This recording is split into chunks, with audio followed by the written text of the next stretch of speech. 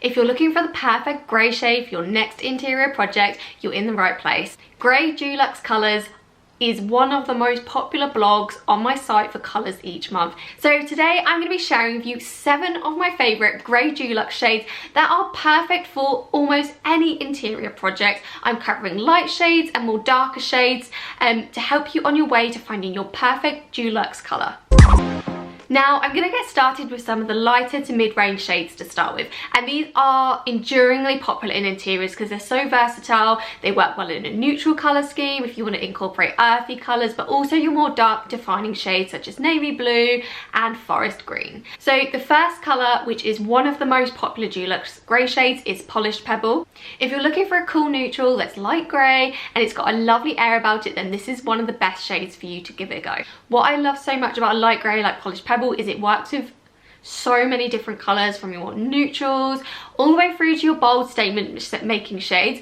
So whether it's for a hallway space or a living room or bedroom, is a great shade. But I would just make a note that it can make a room feel cold when you use grey, so just think about all the other colours that you're going to incorporate. If you want to create a really cosy space, think about incorporating warm colours such as dusty pinks, reds and terracotta. It's just going to bring some warmth and it's going to neutralise the coolness that comes with using a grey shade in an interior. Number 2 is Chic Shadow. Now it's slightly darker than Polished Pebble. It's got lilac undertones to it, which brings it a really lovely warmth to the colour. Even though it's got lilac colouring, it's still considered a very cool tone, and you might want to pair with tonal based colours such as purples and lavender, which is going to bring that warmth out of that grey shade. Number 3, and actually one of my favourites, is Coastal Grey. Now Coastal Grey looks very different in different lights, which is why I'd always encourage you to purchase a tester pot before committing to a shade.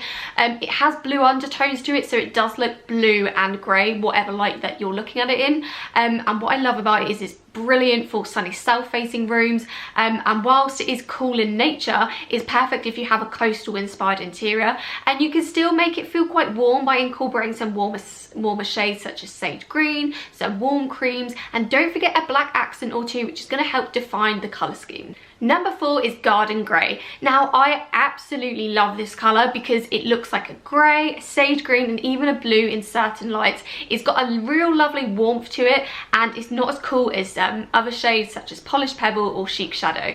It's a really versatile grey shade, and if you are looking for a warmer grey, Garden Gray is a great option, and it's also available in an exterior paint. Number 5 is Matcha Gray. Now I personally love a grey shade that brings a little bit of warmth to it. Matcha Gray is a really on-trend colour. It looks like a greige, it looks sage green, it looks grey, and it's just a really warm colour. Perfect for literally any room in an interior. Brings a little bit of warmth, but you can create a really cosy cocooning feeling with it as well. Just make sure you do layer other colours into the room as well, just to bring that warmth out in the Matcha Gray. Now moving on to some of the darker grey shades, coming in at number 6 is Gallant Gray. Gallant Gray is a really defining charcoal grey shade, and if you don't like using black in an interior, swapping it for something like Gallant Gray is a great idea. It doesn't feel as oppressive as a black, but it will bring a nice bit of definition. Now I personally wouldn't use this on a wall completely because it is very dark. I'd instead use it as just an accent colour through the space in a few well placed areas just to tie the room together. So whether that's on a piece of furniture, on a feature wall, or on a half wall panelling look, you just want a little bit of that colour to bring that grounding and definition into the space.